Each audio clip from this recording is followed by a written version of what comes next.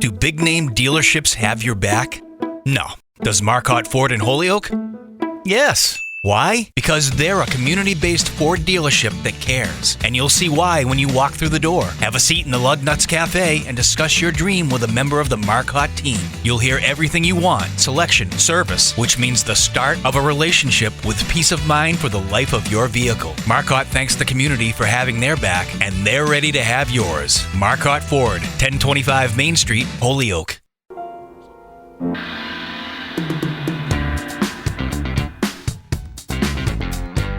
Rock 102, Springfield's Classic Rock. It's 5:35 in Queen with Bax and Nagle on Rock 102. Gonna be mostly sunny today with a high of 50. Feel like springtime out there. Tomorrow, more of the same with a high of 48. It's 31 right now in downtown Springfield. You happen to be listening to this broadcast on the podcast. It's brought to you by Marcotte Ford. They got your back for sales, service, parts, and rentals. Marcotte Ford in Holyoke. I am almost 100% certain that an open line Friday will happen today. Well, I'm 100% certain you're 100% right about that, but only 80% of the time. I lie 48% of the time. Yes, but you put 100% effort into it. No, Steve, I put 110% effort into doing nothing at all. Yes, but we're only halfway there today. I don't even know what we're saying. I don't it's even Friday. know. That's what all I know. It's Friday. It's payday. What a week. Give a damn what happens today. So there's all that and stuff in between. It's 5:36 on Rock 102. Rock 102, Springfield's Classic Rock. It's 5:50 and Bad Company with Bax and Nagle on Rock 102. It's going to be mostly sunny today with a high of 50. Tomorrow, sunny with a high of 48. It's 31 right now in downtown Springfield. Hollywood Trash is brought to you by, hold on, where to go? Yes, Aqua Pump, an expert on all water supply systems from the well to the pump and into the house. Somehow you still care about what's happening in Hollywood. So, from Tinseltown, 3,000 miles away, it's Steve Nagle's Hollywood Trash. How you doing, Bax? I'm good, Steve. What's going on with you? Just waiting for this thing to click and load. Yeah, as, I get it. we sit here. Oh, hey, I got it. You ready? Sure. Sydney Sweeney got bitten by a real huntsman spider on the set of the romantic comedy Anyone But You in Australia. She was supposed to pretend it was biting her, so at first everybody thought she was acting. But then they realized quickly, she really got bit. Her co-star Glenn Powell seemed to be the first person to realize she wasn't acting. Here's a funny aside. The on-set medic had to write an incident report and said that Sydney was, quote, bitten by a spider, now spider woman. Man, that's so funny dealing with somebody who's dealing with a perhaps poisonous kind of thing. I'm sure. Listen, whenever I've been bit by something that could have killed me, that's when the jokes start flying. Oh, yeah, absolutely. Well, they say laughter is the best medicine. Well, she just got bit by a poisonous spider. I think we did that the wrong way, but yeah, laughter is the best medicine. That's what I wanted to say. Frankie Muniz is one of those rare former child stars who didn't mess up his life, and one of the reasons is because at 38, he has never done drugs or had a sip of alcohol. And it's not because he wasn't around it. Quote, every family member in my family drinks, and that's what they do for fun. I tried to figure out why I didn't because I don't have a reason. It wasn't like a religion or anything. But he adds that he, quote, never saw drug use or any of that stuff when he was in the entertainment business, which certainly helped. I just went on the set and did my thing. People think it's weird, but he doesn't. He said, I don't care what you do. Why do you care so much about me? It's true. Good point. I don't know if I made a conscious decision, but it just stuck with me, and I was never going to drink or do anything. Hey, you know what? For all the child actors that you hear that are abused on the set and were fed alcohol, and I think it was the Full House documentary. Yeah, where they were talking about how. Or was it the Full House one? No, it was that 90s Kids one. Remember the kids from the 90s? Soleil Moon Frye made that documentary. Yeah. They say, like, as soon as you're 9 years old and the guy goes, hey, you're now an adult. Congratulations. Like, get out there and do your best. And then people are offering you drinks and stuff like that. Listen, you could go back years and years about how Hollywood has abused these kids. Yeah. Going all the way back to The Wizard of Oz. And then you compound that with parents who see nothing but dollar signs in their eyes when their kid's got some level of talent. Right. And all of a sudden, the kid stops being a kid. Speaking of kids, remember Leonardo DiCaprio? Vaguely. He kind of likes to date them. This sounds like something he would do. Obviously with his history. So 30 years ago, right. In 1993, Leo dated Kate Moss. They were both 19 years old at the time. Now, the not always reliable British tabloids say he went on a secret date with her younger sister, Lottie. Okay. How much younger is Lottie? Well, Kate and Leo are both 49 now, and Lottie is 25. They have half-sisters. For those of you who suck at math, I'll just point out that Lottie was 5 years from even being born when Leo dated his sister. Dated her sister. Isn't that crazy? You know, sometimes it's not good to go back to the same family well. No, you know what I mean? Not at all. Like when you can think of all the ex-girlfriends you've had in your lifetime, and there's got to be I don't want to. 2 or but go 3. ahead. Yeah. Would you want to date any of their sisters? No. God, no. No. God, no. No. No. No. No, the whole reason is, sometimes the whole package comes with, once you leave the package, you left it for a reason. There was a whole other... Yeah, that dreadful skank that you broke up with comes from the same gene pool, and can you expect much better? I don't think so. Dreadful skank? Yes. I don't think maybe one of those was. Well, I wasn't pointing names, fingers at particular names. I'm just saying. Let's see. BuzzFeed put together a list of the saddest and most shocking character deaths on TV shows this year. Here are some highlights. Logan Roy from Succession. Right. Wait a minute. Oh, I guess I just gave away the end of the... I didn't give away the ending of the show. No. I mean, there was far more involved. Well, maybe I shouldn't do these then, because of people are going to get upset. Remember how somebody always gets upset about what we do and what we say? Listen, I think when you start watching Succession, you have to assume that Logan Roy is going to die at some point. Well, because the name of the show is Succession. Succession. I mean, it basically tells you from the beginning, this guy ain't going to last. Yeah. Did you see The Great? No. Peter III. He took it to the chin. I'm sure he did. Yeah. That's why they needed Peter IV. And Frank and Bill from The Last of Us. Saz on Only Murders in the Building. That was Jane Lynch's character. Oh, yeah. Barry from Barry. Right. Riss Mantra. I don't even know who these people are. I don't even watch these shows. But you know what? Somebody's yelling at the radio going, God damn it, Nagle! You gave away the ending of the show! I'm never listening again! Logan Roy died? What? I had no idea a show called Succession was going to have the top guy pass away. It's like when I saw the play Death of a Salesman. How was I supposed to know that guy was going to die? That's ridiculous. I'm never going to another play or movie ever again. That's it. I'm swearing off entertainment. Yeah. I always thought the worst song ever recorded was Starships We Built This City. Pretty damn close. But apparently I was wrong. 3 scientists have crafted what they believe is the worst song of all time. They based it on a survey where people listed the elements of a song that they would hate the most. Their answers included cowboy lyrics, a chorus of kids, bagpipe howls, bossa nova synths, advertising slogans, and more. So these science guys took a look at all of that and more and jammed it into a 22-minute track that is truly horrifying. It's called The Most Unwanted Song, and it includes Ludwig Wittgenstein's book Tractus Logical Philosophus. Okay. A children's choir chanting about various holidays like Christmas, Easter, and Yom Kippur and urging celebrants to do all their shopping at Walmart. Bagpipes.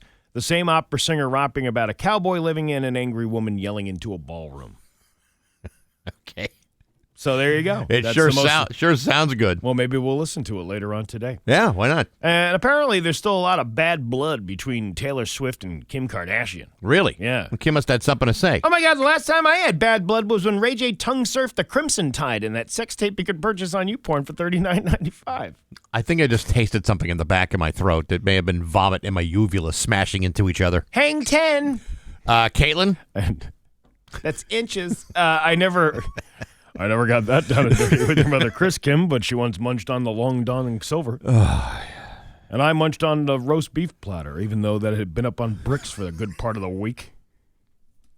What are you trying to say? Let's just say she saw more foreskin than a rabbi doing a baby boom. But the sight of my spam dagger made that minge mucus. I'm a little say it. I'm a little tongue-tied from the Crimson Tide. My minge mucus oozed like a jazz waterfall. A jazz waterfall. Yeah, that was worth waiting for. Yeah, jazz. I didn't say anything else. I said jazz. Yeah. Anyway, that's the end of the week, and that's your Hollywood treasure. We're going to do Win big right now at Gary. Now, Bax's View from the Couch, brought to you by Rocky's Ace Hardware. Good people, rock solid service at every Rocky's Ace Hardware. Hey, good morning, sports fans. How the heck are you? Folks, I fully realize these Thursday night football games are nothing short of a major inconvenience. First, you got to be sure your Amazon Prime membership is up to date. Then you have to be sure you're prepared the proper amount of snacks and beverages. Then you have to find ways of staying awake so you don't miss a single moment of the game. But that can be hard to do when you find out the game is going to be between the Raiders and the Chargers. I mean, who the hell wants to lose sleep over something like that?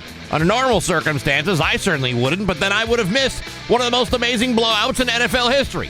Last night, the Los Angeles Chargers were on the losing end of a soul-crushing beatdown, a loss so staggering that it is clearly one for the ages, losing in Las Vegas to the Raiders by a score of 63-21. Yes, I said 63. That final score not only represents the largest point total in franchise history, it's the third highest score in the Super Bowl era of the NFL. In fact, you'd have to go back to the 1934 Philadelphia Eagles to find a team that scored more points in a single game when they ran up 64 points against the now-defunct Cincinnati Reds. It's also the highest number of points scored by a team that had been shut out in their previous game, which they did last weekend after losing in the lowest scoring indoor game in NFL history to the Minnesota Vikings by a score of 3-0. Now, to put this in perspective, the Patriots haven't scored 63 points in their last 5 games. The Raiders did it in a single night with a rookie quarterback, Aiden O'Connell, who passed for 248 yards and had 4 touchdowns. The Raiders even tossed in former Patriots wide receiver Jacoby Myers to toss a few, and even he threw a touchdown pass. And while an argument could be made that perhaps the Chargers were unaware that a football game had been scheduled for last night, these are the moments that people will be talking about until the next time they lose. Because this is what makes football so exciting. Because on any given Thursday night, you never know what to expect. I expected to be sleeping, and while I did not waver from that intention, I clearly missed out on what could very well be the game of the year. Unless you happen to be a fan of the Chargers, in which case it might have been the worst night of your life. But hey, enough of my yapping. Sports brought to you by Rocky's Ace Hardware. You know, I'm picturing a clear winter night, slicing up strips of steak and searing them up on the Blackstone. Honey, toss the salad. I'll be right in.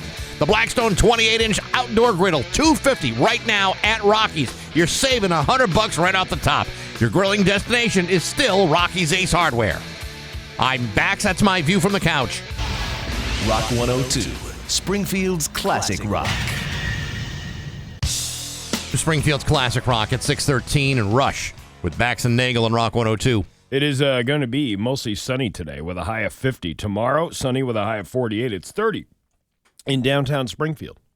What you got? Well, you know, I don't know be able to find it. Would you have holiday music? Well, I was thinking that might be kind of fun to do some holiday, background music, and I couldn't find what I'm looking for. Well, what are you going to do? All right, well, hey. So, you missed our big holiday party yesterday, Steve. I did, but I Yeah. also have, if anybody's on Facebook or Instagram or TikTok, you can see the video. I was obviously not there to see it, but I did deliver on my Secret Santa package, which was given to Kate upstairs. She's the nice gal that you see up there when you come in to pick up a prize in the afternoon. And she got a nice bottle of Tequila Rose. Yeah. Which is, what are you playing? This is what I'm trying to get, yeah. Oh, the Jingle Dogs. That's I what like I'm those. trying for, yeah. And anyway, it took her, I don't know how long it took her, but there's a time-lapse video up on TikTok. You can find that up on Facebook and all that stuff, of her opening said gift. And it It took a long time, and I asked Erin, who upstairs, who was the one that took the time-lapse video. Yeah. I said, how long did it actually take her to do that? And she goes, a long time. Like there was no guesstimate of minutes. I'm sure it must have seemed like forever as she was standing there waiting for her to open the 3 rolls of duct tape and the diapers that were placed around it and everything else. Erin wasn't wrong about that. It took a long period of time. Yeah. But, oddly enough, it was not see, if it had been me, if I had been distributing the gifts, I probably would have given Kate that first because that's going to be the one that took the longest amount of time. Yeah. But, no, I think she got it last or, next to last. That gave you more time to spend with your coworkers and work in a harmonious manner with them. That's why I would have wanted her to do it first. Because you're legally obligated to do so. Well, it's mandatory fun. I mean, you were able to get out of it because you had another event to do. But I did. For everybody else, we all had to show up. Yeah, well. And they were all there. All the big names. The Pat Kellys, that's about it. Well, none of us were invited to Boston. No, this is an interesting story. The mayor of Boston is defending the holiday party that was put on Wednesday. It was for elected officials of color after an invitation was accidentally sent to the entire city council of Boston.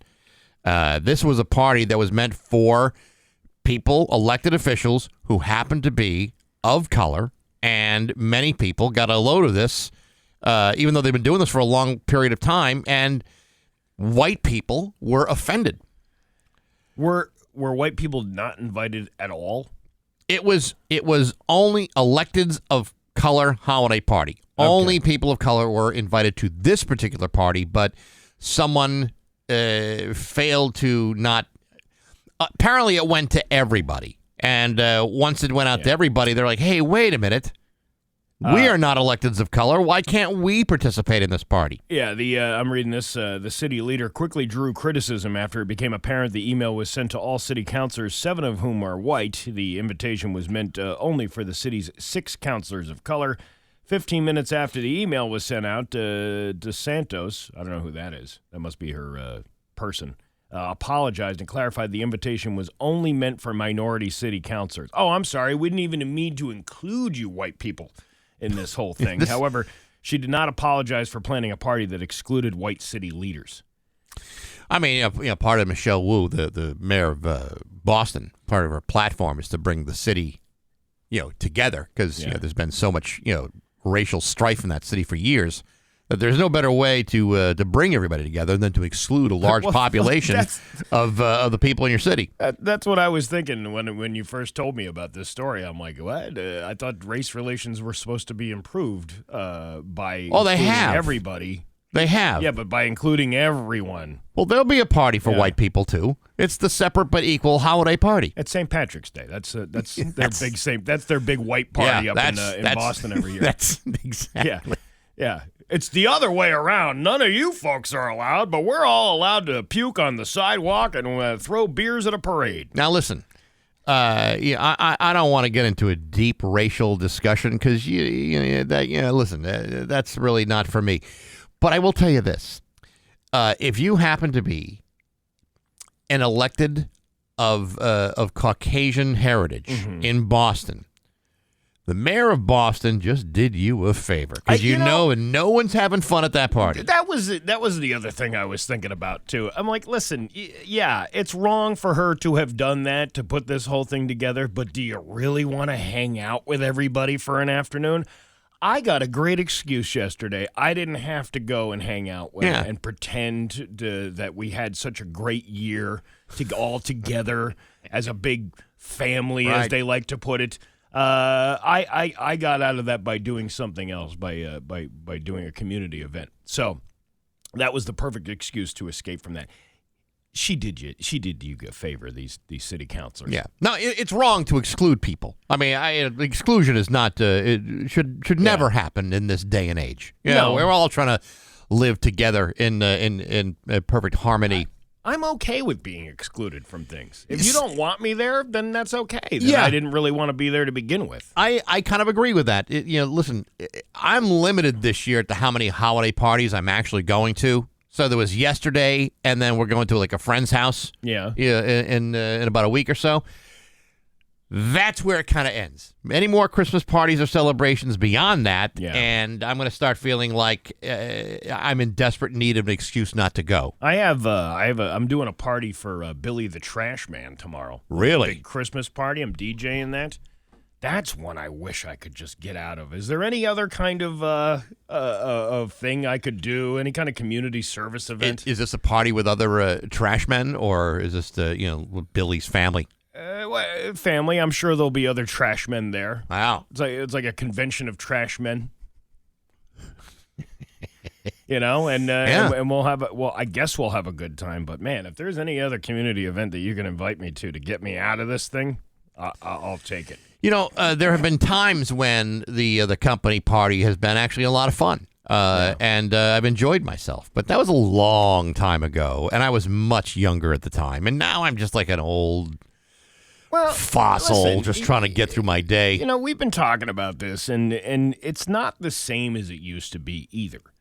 With budget cuts and all this other stuff that all these it's not just our company, it's every company that does this. Yeah. They cut down, they cut back, and they're like, well, if we've saved money this one year, we can continue doing this for the next few years. But you know what, Steve? And I agree with that. I can't argue with that point. But I will say the best parties we've ever had were the parties where the boss didn't realize what the bill was going to be at the end of the night. That was the best party. Yeah. Where they extended the open bar. Oh, yeah. Which that's the reason why we don't do those anymore.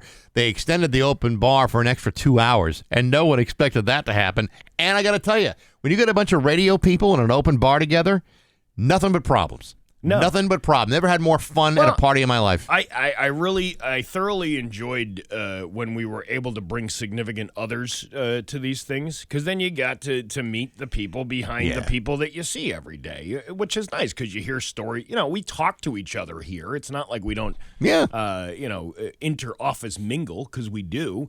But you put a picture, you put a face to the name that people talk about, like my husband, my wife, whatever. Like those people, and that's what makes us the family part. It's actually inviting members of our family. Yes, what we do here is have a family gathering where we don't tell the ones we don't want showing up. So what you have in its place is an indentured servitude and mandatory fun. Mandatory fun. Mandatory. You have to show up to this thing. Unless you have a good excuse like I did. I tried to explain this to my wife that, sometimes these things are mandatory. And she's like, they're not mandatory. Like, no, you don't understand. See, they are mandatory unless you can come up with a wicked good excuse. Steve happened to have a wicked good excuse. Yeah. And he was the only one that didn't show up. But everybody else had to. See? I'm always thinking up here. Yeah, I'll tell you what. What kind of event will you find next year? I'll find another community service event to go to and make sure my face gets shown. Can I go with you? Yeah, absolutely. It's 6:23 on Rock 102. Beat the clock at Leah. It's 6:26 with Bax and Nagle on Rock 102. Dan Brown can give you the forecast because he's really, really good at it. Let's see. We got Open Line Friday coming up after 8 o'clock. You might want to start preparing yourselves now. I wouldn't start calling now, but at least know what you're going to talk about so you don't come on the air sound like a blithering idiot. Yeah, and when we pick up the phone, you're on the air. Like, that's it. Yeah. Like, you don't have to, go, can I talk to the guys? You are talking to the guys. Can I talk to Bax and Nagle? Hold on. Yeah, We'll go get them. Let's put those guys on the phone. What else we got going? The open line, and then we'll talk about some other stuff. We got plenty of other stuff to talk about. Just because it's a week out of the holiday and a payday doesn't mean we're going to take things easy today, that's for sure. Yeah. Putting 100% effort into this. Are you ready to laugh? Sure. All right, let's laugh. It's Bax and Nagle's Joke of the Day. I'm funny how? I mean, funny like I'm a clown, I amuse you. On Rock 102. I make you laugh. Springfield's classic rock. So a minister's wife comes home from a shopping trip, and the minister notices that she has a very expensive-looking dress in the shopping bag. Right? Yes. How much did that dress cost? Said the minister. Oh, about $300. $300? You know we're on a budget. I know, said the wife. But Satan himself went shopping with me. He said that I should try it on. The minister shook his head and goes, when that happens, you're supposed to say, get behind me, Satan. I did. He said I even looked better in it from the back. Ah! You see? Because he was giving her compliments. Of course. I wonder if it was a blue dress. Ooh, devil in a blue dress. Yeah.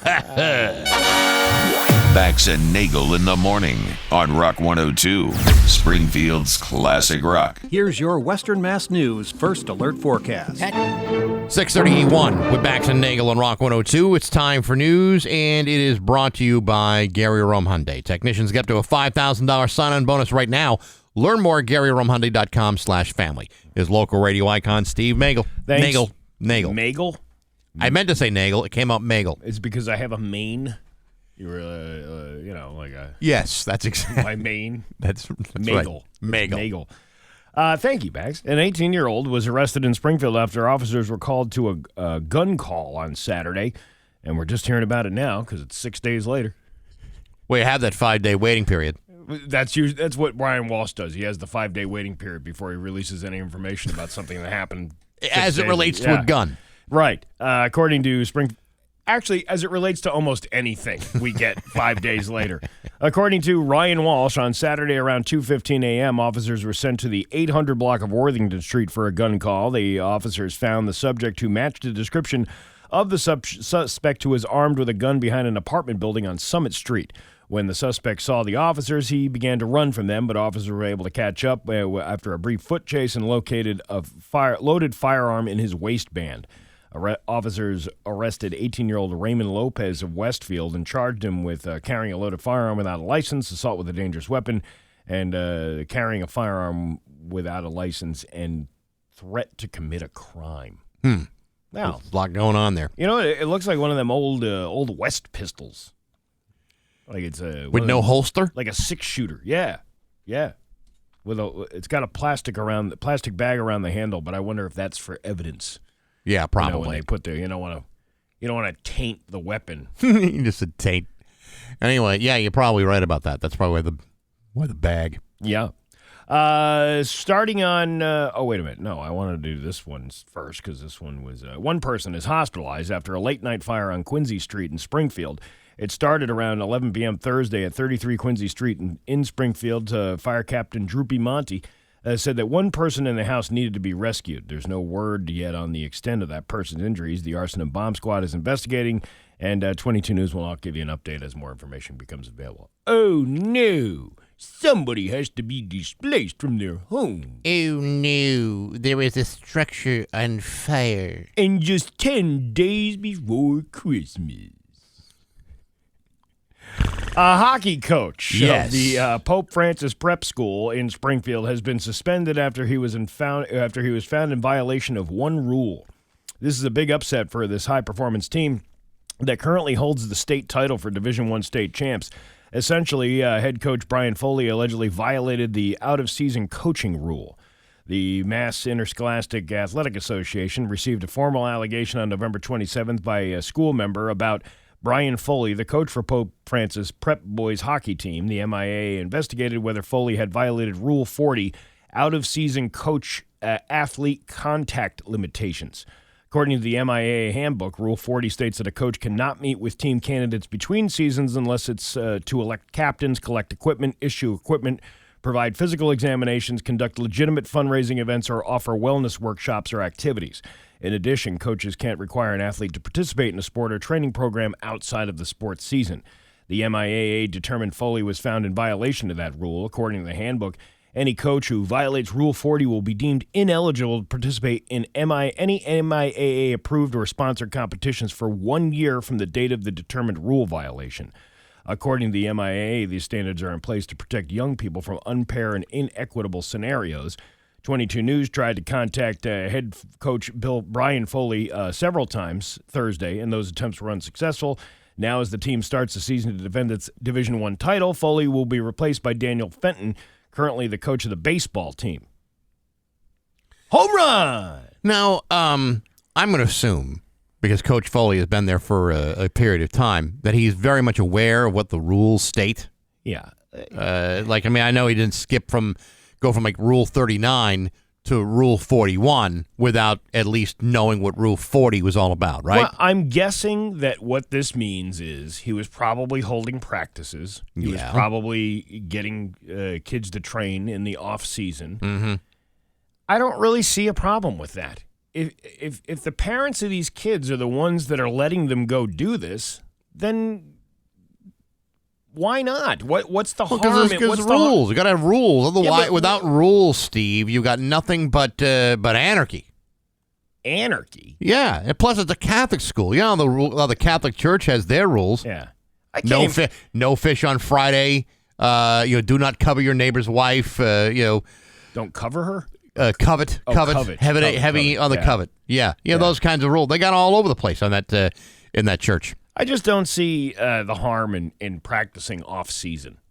I don't know how you're supposed to run a team if you're not telling the team to keep up with their athletic prowess on the off season. Here's the problem with many high school athletics is if you give a coach an opportunity to overwork his kids just one more time, they'll do it. And you know what? Does that give him an extra advantage against other teams? I don't know. That's why they have these rules, so that kids aren't exploited, so they're not being mistreated in some way, and no one has a distinct advantage over anybody else. I'm on the fence about this because I feel that in order to build a championship team, you need to build not only athletic capabilities by doing sprints or whatever the what do they call that, conditioning?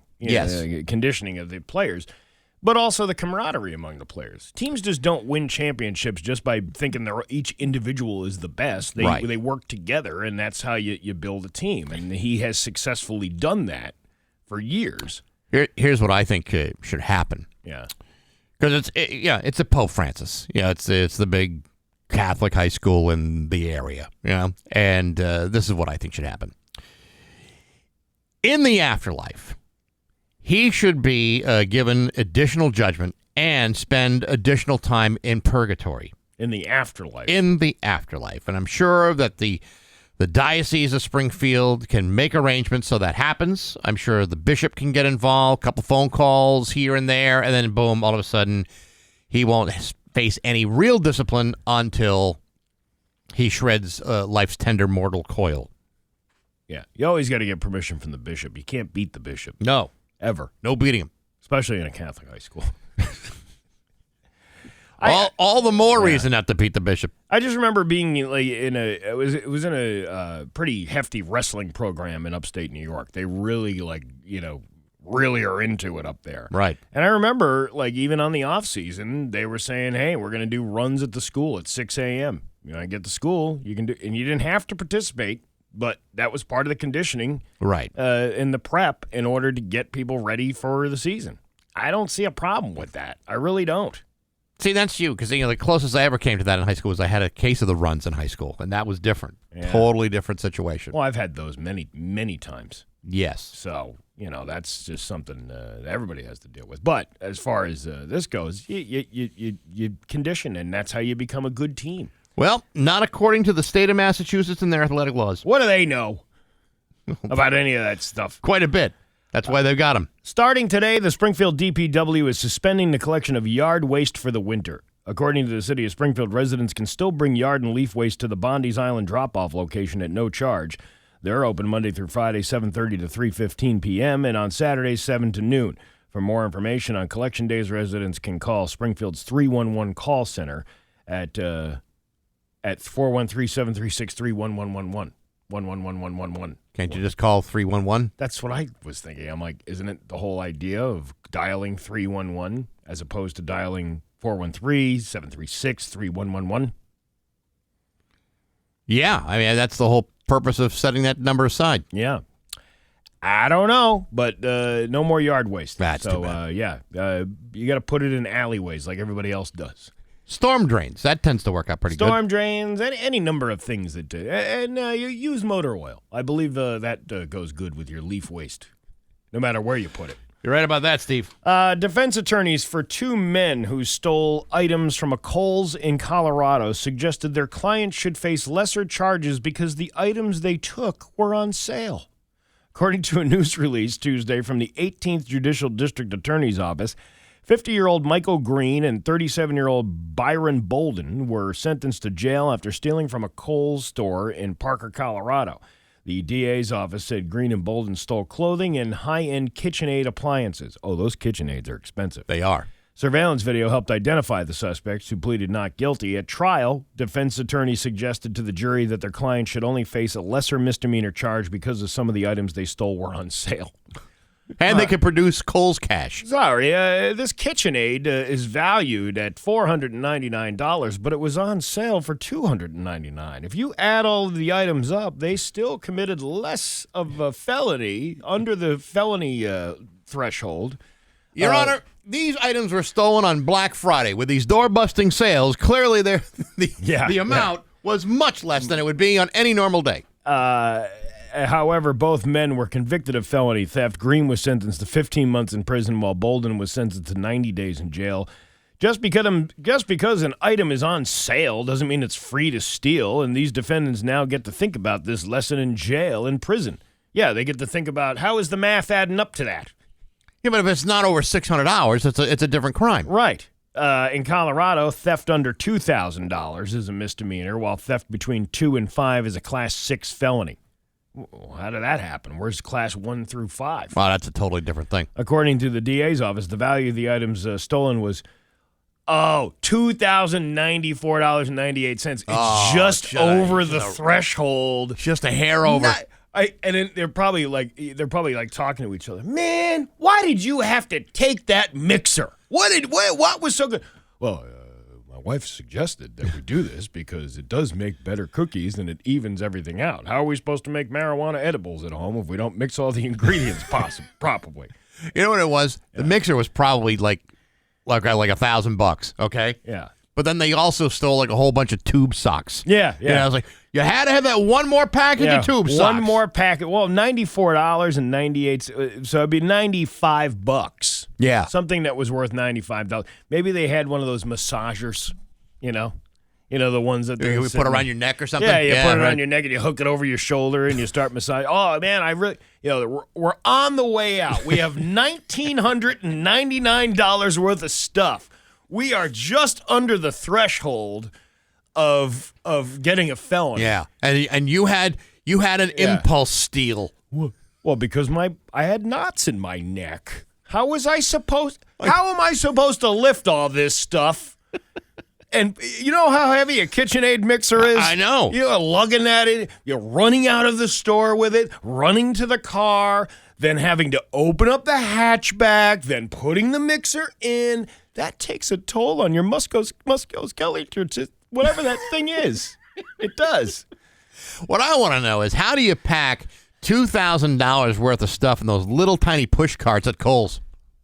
It's pretty easy to do that at Kohl's. I guess. Just go buy like 10 bottles of perfume and you can throw that in there. You see all the perfume for sale in the Sephora? That's true. They have a Sephora right inside the Kohl's. That's dangerous. Couldn't you just slap down some, Kohl's cash on the counter when you're running out the door, when you're running up the front door?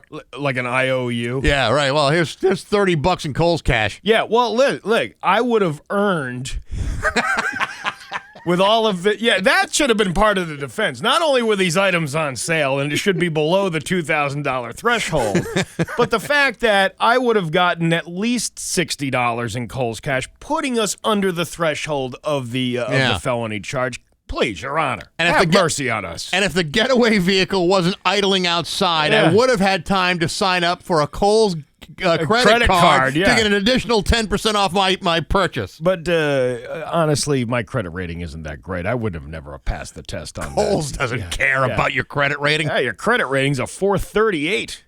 I'm working on it. It was a 200 just a couple of months ago. Not 438. 4.38. Yeah, you should have seen when I robbed that Dick's over there. My credit rating shot sky high.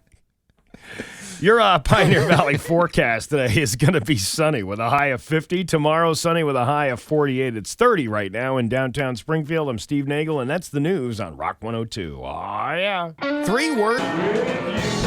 Springfield's classic rock. Steve, what do you suppose it means when a woman says, "Don't get me anything for Christmas"? Oh, that means get me jewelry. Really? Yeah, sure. Women speak a secret language. Don't get me anything means get me jewelry. It's right in my book, Bax, Steve Nagle's Guide to the Language of Love. Yeah, I ought to read that someday. Now, you ought to just go to Hadley. Hadley, you mean Hanoush? Yeah, where else? You know, I kind of love the Hadley Hanoush store, even though Route 9 is kind of torn up. It's a pain in the ass to get there. You know what? You really haven't been there lately because it's not that bad.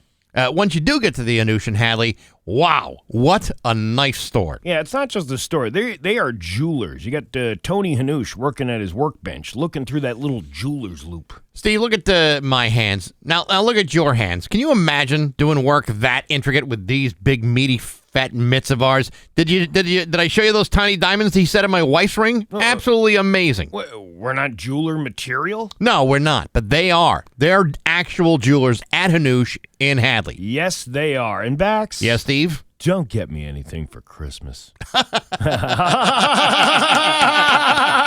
it's so funny.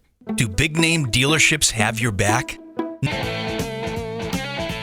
Rock 102, Springfield's Classic Rock. It's 6:53 in ZZ Top with Bax and Nagle on Rock 102. Going to be sunny today with a high of 50. Tomorrow, sunny with a high of 48. It's 30 right now in downtown Springfield. A couple of things to talk about here. First of all, in my hometown at the Huntington Fire Department, tomorrow morning from 8 a.m. to 1 p.m., it's like an open house. They got like a music, cocoa, snacks, and all that stuff. Mm-hmm. And they're asking you to bring a donation for it's a Christmas toy drive. So just bring a toy, and then you can enjoy some of the things that they got going on there. But specifically, they're looking for... They have a lot of toys already. Yeah. But they're looking for toys for kids 13 and up because, this part of this whole toy drive thing. Because, that's the problem sometimes when you run a toy drive. People only bring, baby toys and things like that. Yeah. When in actuality, there's, kids up to the age of 17, 18 years old that will benefit from this program, too. So if you get presents that are for 13-year-olds and up, bring them down to the Huntington Fire Department tomorrow. That's a good idea. Between 8 and 1. Speaking of community service stuff, I had the privilege of going with Rick's Place yesterday. I'm on the board at Rick's Place, which obviously we've talked about Rick's Place. They provide grief support for children and families of people who've lost loved ones in their lives, and the public relations class over at Westfield State, which is my alma mater. Oh yeah, Remember that place? I do. Now, I probably hadn't stepped in that area in probably 23 years. I think I went there once for one of the Kiwanis auction things that they did on TV. They have the Westfield Community Channel that runs out of there, but that was the last time I was there, and that was like over 10 years ago. Holy crap, that campus has become nothing what it was like when I went there. I can't remember the last time I was on that campus. They have the whole campus center. It's like weird because they've redesigned the entire Ely campus center there. Mm-hmm. And it was just like, I think I remember. Wasn't there a Subway over here before? And now it's like some snack bar. I don't know. But they now have a Dunkin' Donuts on campus, which we never had that kind of stuff. We only had Subway. We didn't have a Dunkin' back then either. You got to go like 5 or 6 blocks away to get a Dunkin' Donuts. Yeah. Yeah. Well, now it's it's convenient for everybody. Anyway, the whole point of this was the kids over at the young adults. I would say I wouldn't even call them kids anymore because they learned quite a bit doing this. What they do is they take on nonprofits for this class, this public relations class. Mm-hmm. And they start from the ground up and say, how can we, what can we do to help an organization? What can we do to, run this organization? Kind of mock running kind of thing. And what they did was they came up with some campaigns in order to raise money for Rick's Place. They chose Rick's Place as a charity, and it kind of walks them through the entire process of how to work with a nonprofit organization. And the result was, a lot of them learned about not only what Rick's Place does, but also spreading the information around to families and stuff like that. And they did stuff with the hockey team. They did 4 different fundraiser events, which totaled like almost $1,400, which was pretty good, for a semester of learning how to handle a nonprofit agency. Plus, they made some items for the younger kids that go to Rick's Place, like chairs and things like that. So that's very cool. They did a great job. It was just so weird being back at Westfield State after all of those years and seeing professors that I haven't seen in 23 years. Still there. Yeah, one of my favorites was Professor Cahill. She was there, and I was like, oh, I just assumed all of you would just have retired or died. Yeah, go as dust in the wind, as we like to say. But no, they're there and they're doing great. And one of the other guys that I didn't get to see was Mark St. John, who was retiring yesterday. Oh, wow. Now, when I started there, he was just getting his final teaching degree to become a professor there at Westfield State. He had worked there at the college, right? As like an adjunct professor or whatever. And then he was retiring yesterday, so good on him. Yeah, that's good awesome. For Mark St. John or whatever his name is. That guy. Right. That guy. That's awesome. But yeah, the cool thing is that there's a lot of people out there doing these community fundraising events, and it's starting right there in our colleges. So congratulations to them. It's 6:58 with Bax and Nagle on Rock 102. Attention football. Bax's View from the Couch, brought to you by Rocky's Ace Hardware. Good people, rock solid service at every Rocky's Ace Hardware. Hey, good morning, sports fans. How the heck are you? Well, folks, it's finally here. Tomorrow officially begins the single greatest time of the entire calendar. College football beginning its grueling schedule of nonstop bowl coverage. 43 thrilling games between tomorrow afternoon and January 8th, when Florida State Seminoles failed to participate in the national championship after being snubbed by the CFP Playoff Selection Committee. But hey, there's no use feeling outraged over that egregious situation now, not when you got so many other thrilling matchups to consider. And it all begins tomorrow morning. Get a load of this lineup. Tomorrow, you got the Myrtle Beach Bowl at 11 a.m. between Georgia Southern and Ohio. Then the Cricket Celebration Bowl between Howard and Florida A&M at noon. The R&L Carriers New Orleans Bowl between Jacksonville State and Louisiana at 2:15. Then there's the Avocado for Mexico Cure Bowl between Miami of Ohio and Appalachian State at 3:30. The Isleta New Mexico Bowl at 5:45 between New Mexico State and Fresno State. And then there's the thrilling LA Bowl between UCLA and Boise State. And finally, to wrap it up, you'll have the Radiance Technology Independence Bowl between Cal and Texas Tech at 9:15. And that's just tomorrow. I haven't even mentioned the upcoming Famous Toastery Bowl, the Scooters Coffee Frisco Bowl, the RoofClaim.com Boca Raton Bowl, the Union Home Mortgage Gasparilla Bowl, all of which are happening between now and next Friday. Now, you may wonder, Baxi, how are you, a busy, regionally notable, and occasionally beloved radio broadcaster, going to find the time to pack in all of that exciting college football coverage? Well, that's a fair question, to which I would say, that's my business. Let's just say I got a lot of preparation to do in the next 24 hours, and I simply don't have time to answer your stupid little questions about time management. I got a lot to do between now and January 8th, and frankly, I don't need any more extra distractions. But hey, enough of my yapping. Sports brought to you by Rocky's Ace Hardware. You've been thinking, man, my toolbox is pathetic. I need an upgrade. Well, there's a heck of a deal right now waiting for you at Rocky's. Buy the Milwaukee 22-inch rolling toolbox and the 3-drawer pack-out toolbox, and you get the Milwaukee large pack-out toolbox free. How's that deal sound to you? Damn fine if you ask me. It's available right now at Rocky's Ace Hardware. I'm Bax. That's my view from the couch. Rock 102, Springfield's classic rock. Rock 102, Springfield's classic rock at 7:12 in Motley Crue.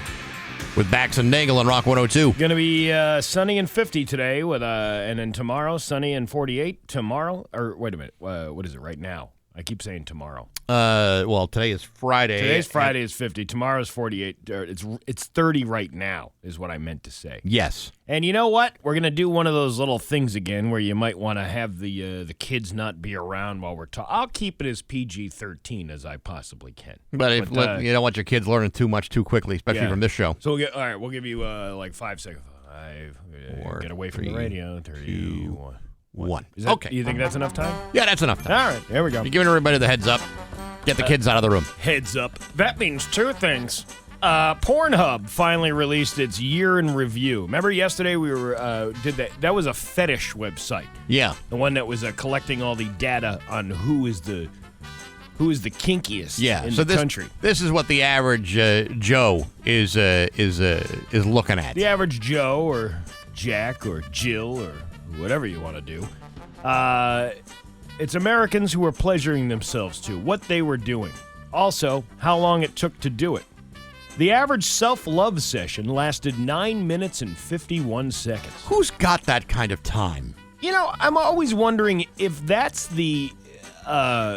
is that the time spent looking for and then completing? Or is it just the entire time? Yeah. I think it includes the time you're looking for it. I think in order to extract this kind of information, you almost have to assume that the entire time spent on that site is in like 9-minute intervals. Right.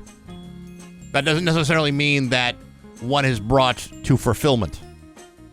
Well, I don't know know what I'm saying? Yeah, I know what you're saying. Some states didn't take that long. Louisiana was in and out in 8 minutes and 21 seconds. Maryland really savored the experience, averaging 11 minutes and 31 seconds. Do we know where Massachusetts fell on the list? I'll get to that down the line here. Okay. Here's a few more stats from the report. 91% of all pornography was watched on cell phones this year. So just think about that next time you want to use somebody's phone to make a call. Because you know people don't wash the phone off every time they use it. Ew. I don't like no one playing on my phone. Including 93% in the U.S. and 36% of viewers were... all right, 91% was watched on phones, 93% of that in the U.S., of all people watching. Okay. And 36% of viewers were women. That's up 12 percentage points from 2015. The women are really getting into the fiddle-faddle there. You know what? It's nice to know that women are enjoying some of the things that we enjoy. Yes, isn't it nice to see everybody coming together? It really is. Oh, that means two things. It does. The most searched terms in the U.S. were lesbian and MILF. Okay. Older porn had a big year in general. Older porn meaning like pre-1980? No, like older people. The elderly. Yeah. Really? Searches for the word mature were up 77%. Granny at 132%, and GILF at 168%. Really? Yeah, and there were all what? Well, I'm not making a judgment here. I mean, who am I to be casting judgment? Well, but maybe just the porn audience is getting older, and they want to get somebody close to their own age. Maybe. There were also 71% more searches for DILF. DILF. Yeah. That's dads. Dads. Oh, okay. Yeah. I'm going to assume that's probably for the ladies. I haven't started any of them yet. I'd be more interested to see whether you finished any of them. I don't think I could finish anything.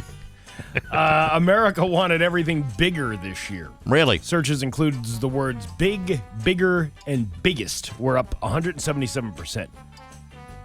Biggest? Yeah. This is why I can't do that kind of work. If you were looking for small, smaller, and smallest, right, I'd fit right in. Well, here you go. That means two things, too. And the AI boom obviously had an effect. Searches for robot porn were up 304%.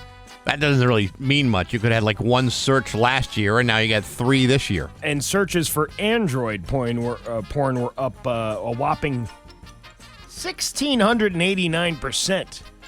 That's a lot. Again, though, that those stats are misleading.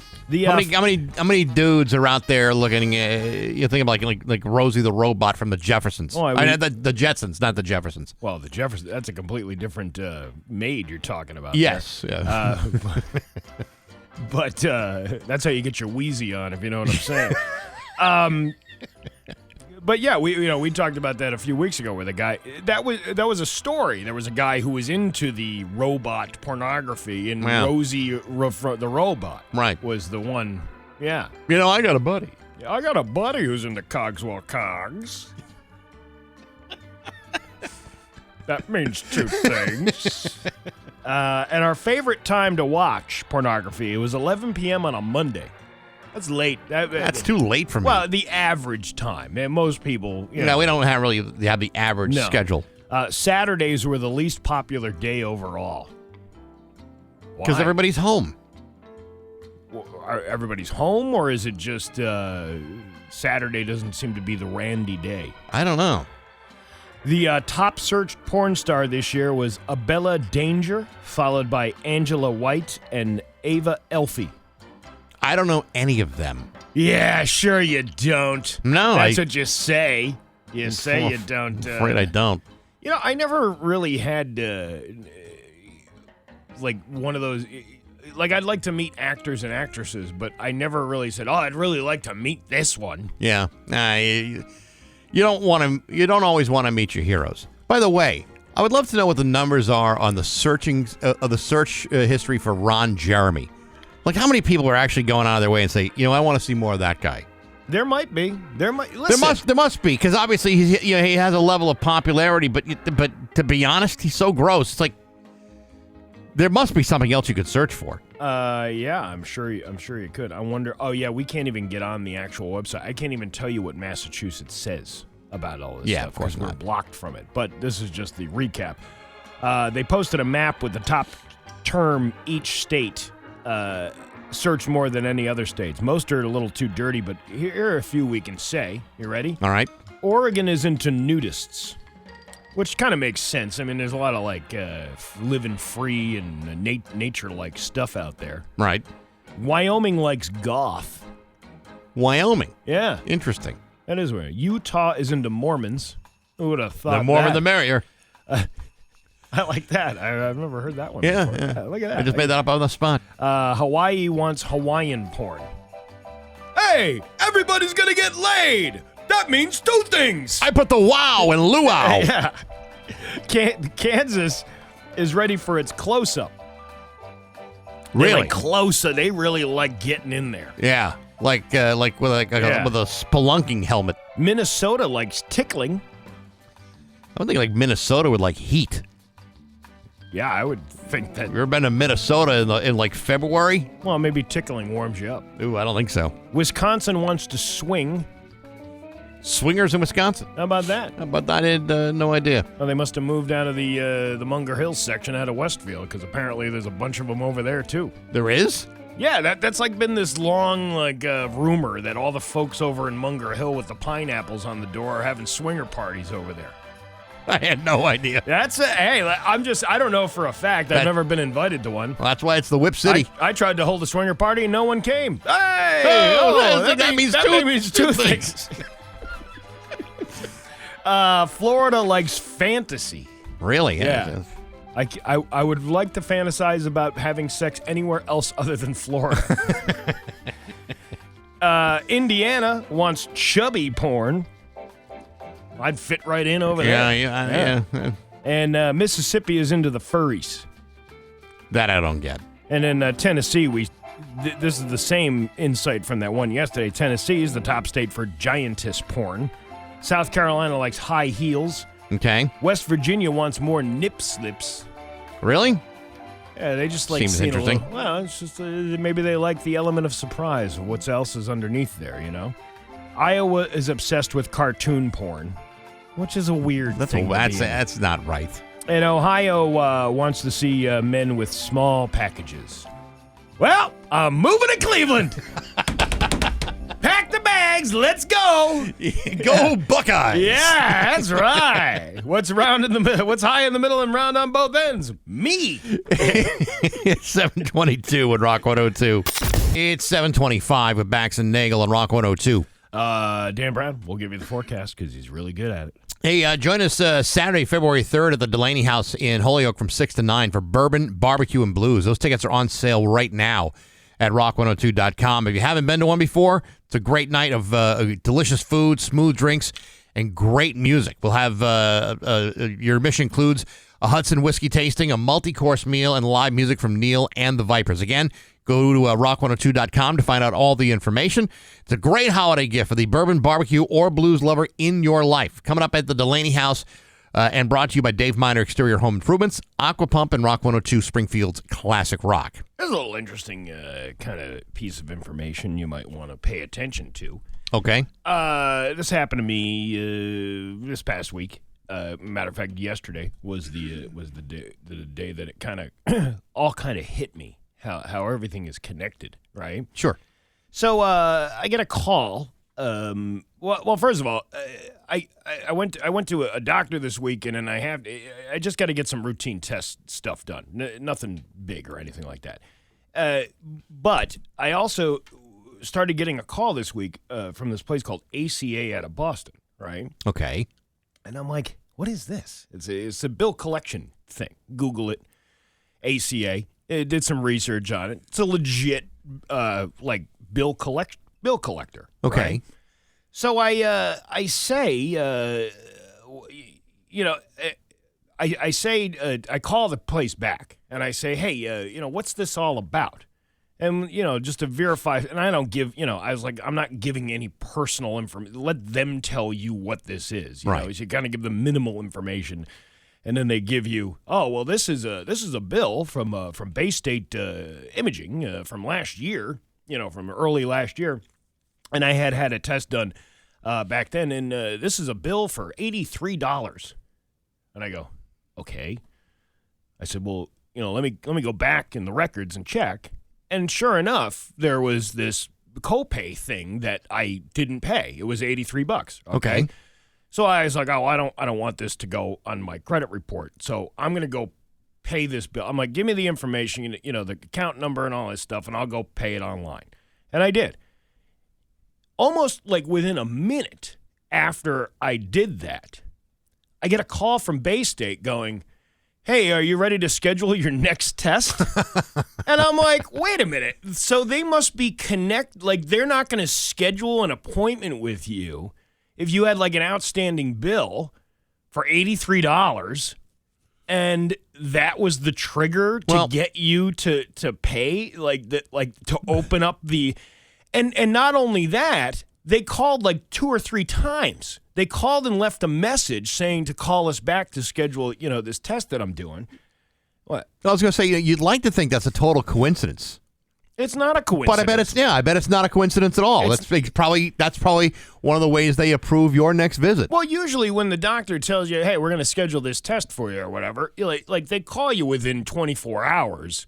Sure. From doing the visit. My doctor visit was on Monday, and this, of course, is now Thursday. And I hadn't heard from them about, because it's not like an emergency or anything like that. It's just a routine test thing. And I'm like, I was kind of weird that I hadn't heard from them, but I'm like, yeah, whatever, it's no big deal.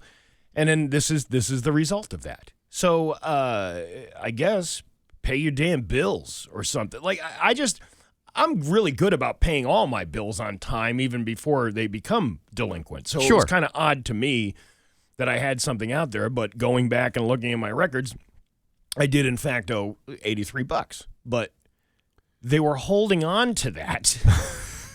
Hey, you know what? This guy likes to go to the doctor. So next time he hits us up, we're going to hit him up before he gets back in here. I wouldn't be surprised if a doctor's office gets flagged if you didn't pay, and they get alerted from when you did, and everything is in the clear. Because they're all waiting for their reimbursements, too. And so, that's my guess is all tied together and not coincidental at all. No, it's not at all. To have the call come almost immediately after paying that bill to a place that is calling themselves a collection agency, which I think they are. Yeah. But I also think that they're working very closely with the hospital. That's crazy. Well, that's how you squeeze people. We got news coming up next on Rock 102. Here more with Bax and Nagle on Rock 102. It's time for news, and it's brought to you by Gary Rome Hyundai. Technicians get up to a $5,000 sign-on bonus right now. Learn more at GaryRomeHyundai.com/family. is local radio icon Steve Nagle. Thanks, Bax. Officers responded to a major crash around 189 Millers Falls Road, also known as Route 63, up in Northfield at 3:02 p.m. yesterday. They received a call for a two-car accident with entrapment, though upon arrival, it was determined all parties involved had exited the vehicles. One of the vehicles involved was a pickup truck, and although they were conscious and responsive, the driver was sent to the hospital while the passenger was flown by medical helicopter due to the severity of their injuries. These injuries are believed to be non-life-threatening. The other vehicle involved was a FedEx box truck, though the driver was out of the vehicle delivering packages at the time of the accident. Both vehicles were involved were totaled on impact. Wait a minute. He got out waiting for the cops and then continued delivered packages? Well, or was he out of the truck and then the car hit the truck and then that's how it happened? That could be. But, those packages aren't going to deliver themselves. Well, I mean, this guy should be commended for his continued delivery during a time of crisis. It is the holidays. Yeah, and those packages aren't going to deliver themselves. That's what I'm telling you. Mail on Sunday. Northfield Police and Fire Departments both responded to the scene alongside Gill and Irving Police Departments, so all four of them were there. The crash remains under investigation by the Northfield Police. Hey, we're going to need backup. All right, we'll get that one other guy. We're the next town over, but it's going to take him 40 minutes to get there because it's so long. There are new developments following the arrest of a Springfield police officer on Wednesday on gun and drug charges. Western Mass News was learning what's next for her, and there were strong words Thursday coming from Springfield's police superintendent and a local legislator. Suspended Springfield police officer 26-year-old Miranda Caldwell faced a judge on Wednesday following her arrest in an apartment on Nottingham Street that belonged to 24-year-old Anthony Trevernier. Both have been charged with illegal gun possession and drug possession with intent to sell as well as child endangerment. State Representative and Chairman of Public Safety and Homeland Security Carlos Gonzalez shared his thoughts on the news. My reaction, like the general public, is that when you see anybody in the business of protecting and serving the public involved in any issues that have guns or drugs or anything else related, it's a sad day for the city of Springfield. However, Gonzalez added that one person cannot fully represent the entire department. I think the state has done a good job at making sure that we can continue to protect and serve the law enforcement agencies throughout the state, but also hold them accountable in a transparent way.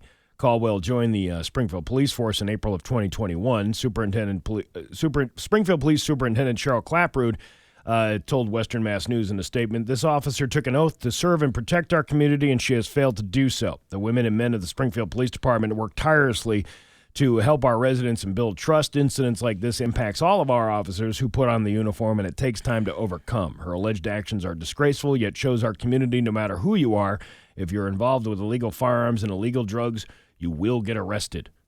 Unless you leave the keys in the car running outside of a pizza shop, then you have to go through all kinds of arbitration. It'll take years to get any kind of justice on that one. And if you're still working without working. Yeah. Gonzalez told Western Mass News that although the news is discouraging, they have to let the investigation move forward before any further action can be taken. So we put laws in place to make sure that all officers live up to the expectation, and now any recommendation that are made to the post board, they will do their own investigation and according to police contract standards. So there you go. All right. Well, there you have it. I was trying to do this story about here it is, the hockey coach in Springfield. A hockey coach of the Pope Francis Preparatory School in Springfield has been suspended after he was found in violation of one rule. You had one rule to follow. Well, actually, had at least 40. Well, at least 40, yeah. This is a big upset for this high-performance team that currently holds the state title for Division I state champs. Essentially, head coach Brian Foley allegedly violated the out-of-season coaching rule. The MIAA received a formal allegation on November 27th by a member school about Brian Foley, the coach for Pope Francis Prep boys hockey team. The MIAA investigated whether Foley had violated Rule 40, which is out-of-season coaching stuff. This I got a little bit of information, not a whole lot of information about what happened. It sounds like there's a team in the Boston area that is not a big fan of Pope Francis. Apparently, they like other popes, John Paul II to Pope Pius, whatever. Benny. And apparently, what happened was he was talking to one of his players or one of the players during a preseason tournament, and that is what the issue is. So, I mean, is he really in violation? That remains to be seen. It sounds like there's a lot more of the story that is not being reported, and this may be kind of an unfair allegation towards Coach Foley. So, who knows? But that's what I got on that one. Oh, so it's somebody else who's a little upset that they're not going to get to the big dance together and be beat by Pope Francis. Yeah, that's probably it. Yeah. Because I don't know if you're aware of this. Sometimes some people in some corners of the earth are overwhelmingly competitive when it comes to high school sports. Really? Yes. Like who?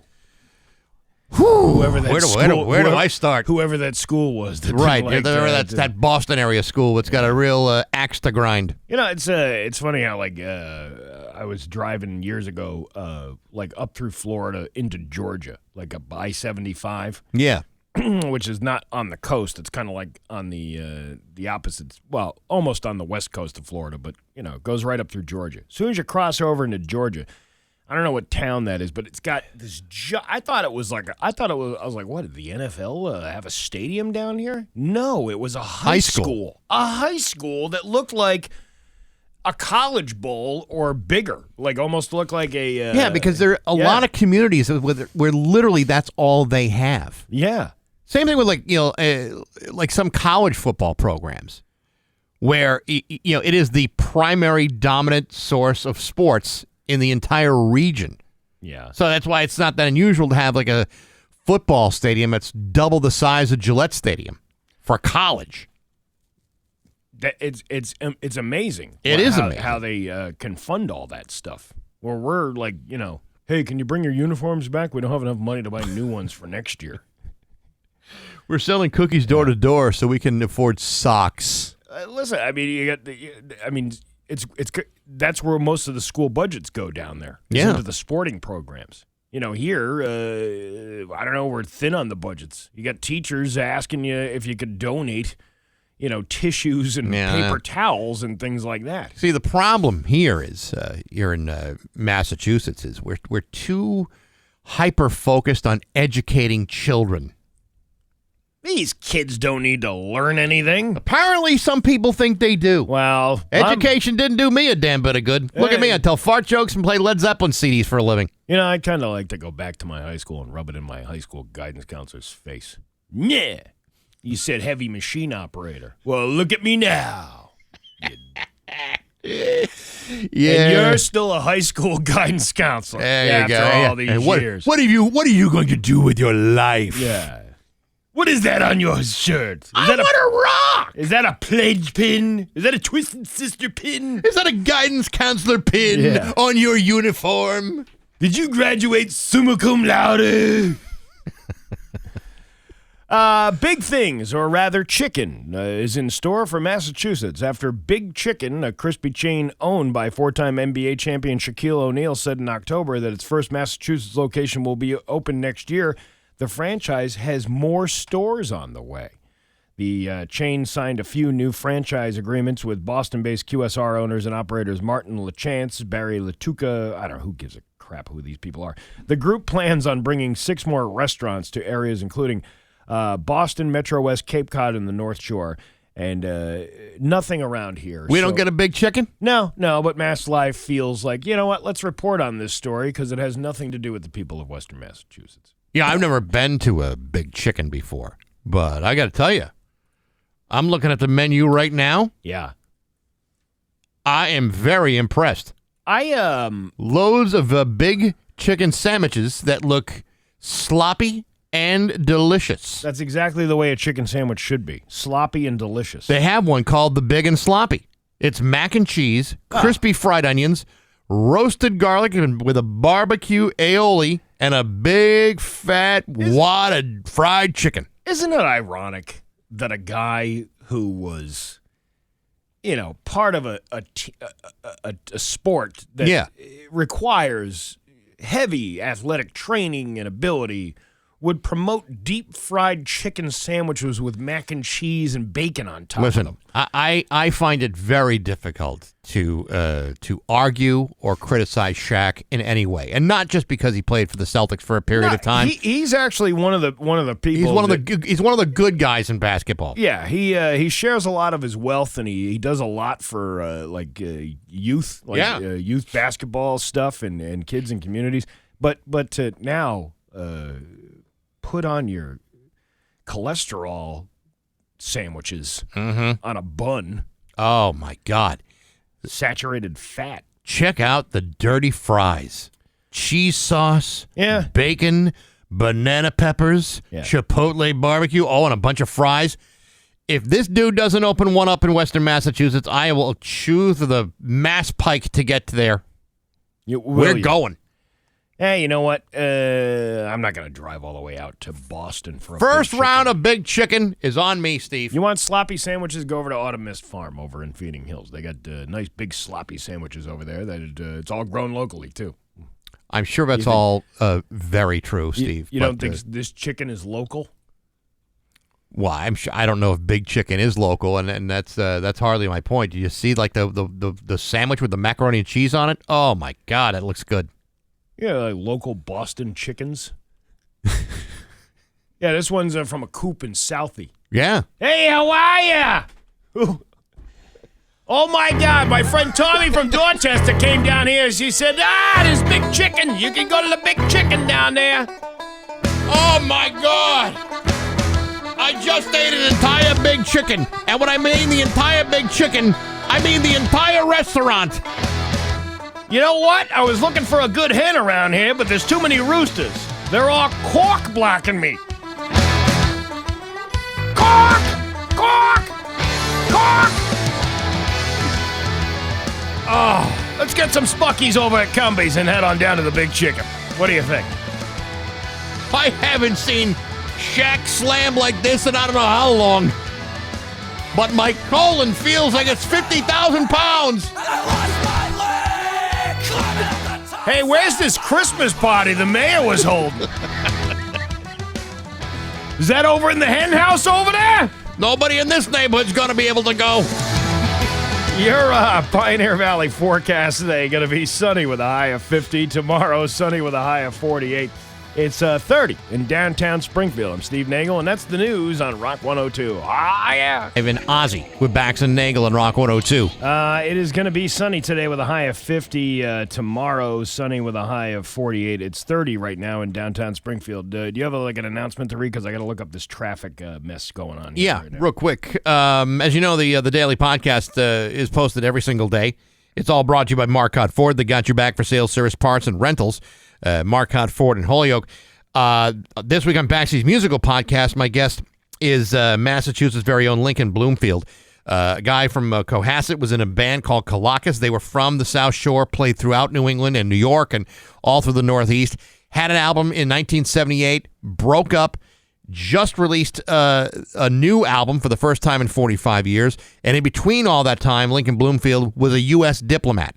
It's a hell of a story, and you can check that out on Apple Podcasts, SoundCloud, Spotify, and Rock102.com. Next week, John Baz from the band The Blasters, him and the Alvin Brothers. This is an amazing band that kind of fused like 1950 style rock and roll with punk music. Oh, cool. And they were phenomenal. One of the great live bands ever.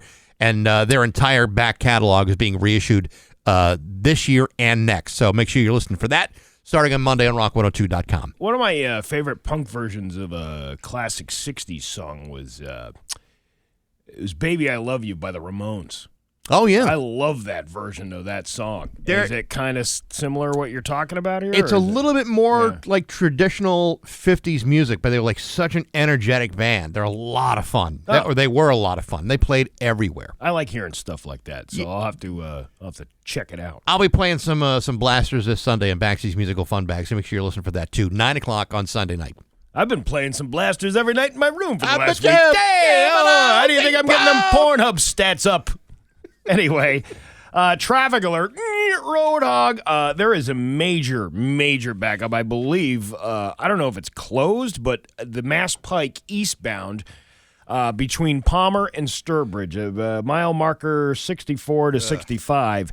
There's 3 separate accidents, 3 tow trucks, and a partridge in a pear tree. Yeah. But it's causing a major backup. When I Googled, this is what I do. I go on a traffic thing. Yeah. I Googled Ludlow to Sturbridge just to see.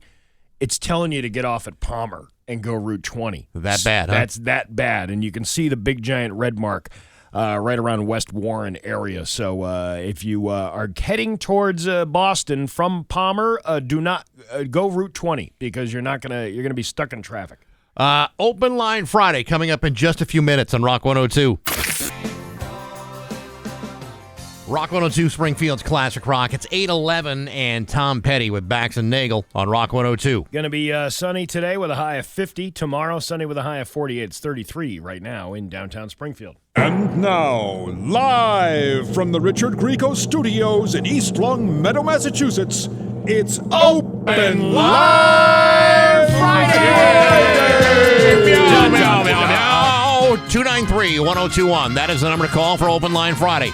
And stay out of the cat box. Yeah, no one goes in the cat box this morning. I don't want to hear any filthy language, and keep your hate speech to other radio stations that are not Rock 102. That's right. Dang it. Sure, the Kellogg crew would love to hear your hate speech.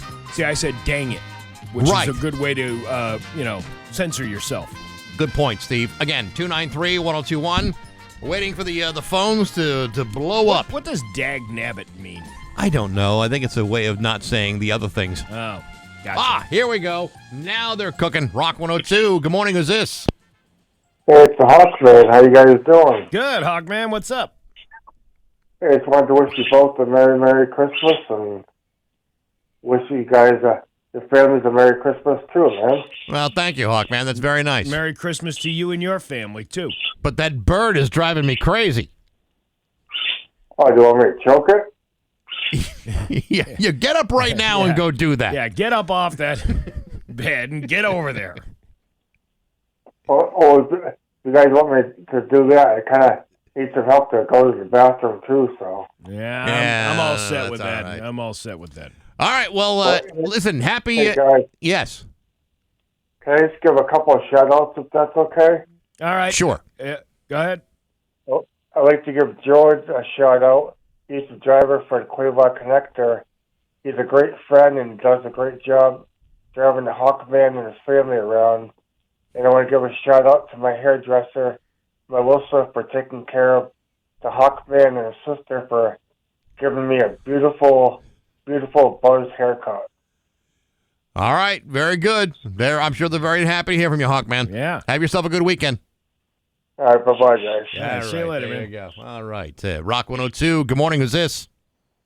Good morning, Bax. This is Bill from Springfield. How are you today? How are you today? Good. Terrific, What's up, Bill. What's up?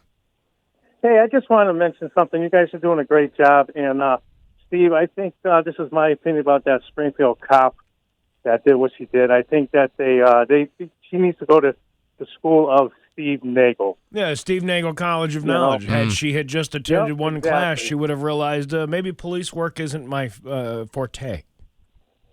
Exactly. But, I don't wish anything bad on any police officer because they protect and serve and everything. But when you get caught like that, I think that you need to take responsibility of what you did, and hopefully she gets what she deserves. Between Carlos Gonzalez and the police superintendent Clapprood, they both said the same thing. This shouldn't reflect the rest of the people that work here. Absolutely not. No, absolutely not. And, Springfield, I grew up in Springfield all my life, and my father was a Springfield cop, and, I have a lot of respect for Springfield PD. Yeah. And but sometimes, people like that make a mistake, but you got to own up for your mistakes. Well, and you know what? think, Here's something to consider. Bill, is it? Bill? Yes. All right, here's something to consider, Bill. There's a possibility that it's not just a criminal situation. It's a possibility Correct. that there could be an addiction issue, and that is not an unusual thing. Whether it's a cop or a plumber, or it could be any one of us. So I mean, right, exactly. It's easy to point fingers and say that she was in the wrong, but we don't know what really went on, and you're probably not going to ever find out.